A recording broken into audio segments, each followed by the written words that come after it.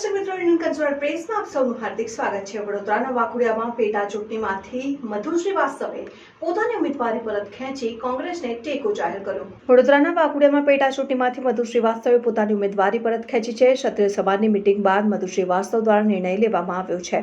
મળતી માહિતી અનુસાર રૂપાલા દ્વારા ક્ષત્રિય સમાજ પર થયેલી ટિપ્પણીને લઈ ઉમેદવારી પરત ખેંચવાનો નિર્ણય કર્યો છે। મધુ શ્રીવાસ્તવે ઉમેદવારી પરત ખેંચીને કોંગ્રેસના ઉમેદવાર કનુ ગોહિલને ટેકો જાહેર કર્યો છે। તેથી હવે વાઘોડિયા બેઠક ઉપર કોંગ્રેસ ભાજપ વચ્ચે સીધી ટક્કર જામશે તેમાં બે મત નથી।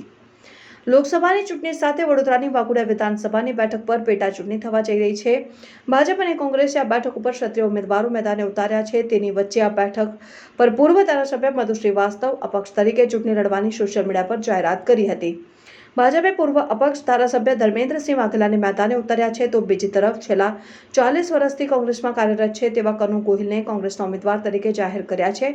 ઉલ્લેખનીય છે કે મધુ શ્રીવાસ્તવ છેલ્લા 6 ટર્મ સુધી સતત વાઘોડિયા બેઠક ઉપર ચૂંટાતા આવ્યા અને વર્ષ 2022માં ભાજપ પક્ષમાંથી ટિકિટ ન મળતા અપક્ષ તરીકે ચૂંટણી લડી હાર્યા હતા।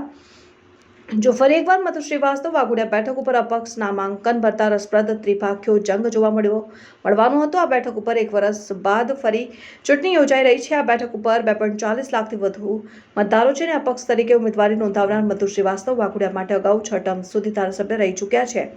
છેલ્લા કેટલાય વર્ષોથી આ બેઠક ઉપર અપક્ષ અને ત્યારબાદ ભાજપમાંથી ધારાસભ્ય બનેલા મધુ શ્રીવાસ્તવ ભવ્ય રેલી સ્વરૂપે અપક્ષ ઉમેદવારી નોંધાવીને આ બેઠક રસપ્રદ બનાવી હતી અને અપક્ષ તરીકે ગત વિધાનસભામાં ચૂંટણી લડીને હારેલા મધુ શ્રીવાસ્તવ ફરી એકવાર લડી લેવાના મૂડમાં હતા। આ બેઠક પર 1 લાખથી વધુ ક્ષત્રિય મતદારો છે, ત્યારે આ ભાજપ કોંગ્રેસમાં બંને ક્ષત્રિય ઉમેદવાર હોવાથી અને મતદારો નિર્ણાયક બને તેવી પૂરી શક્યતાઓ છે। જોકે હવે તો મતદારો પોતાનો મિજાજ કોને પક્ષે ફરે છે તે ખૂબ જ જરૂરી બનશે।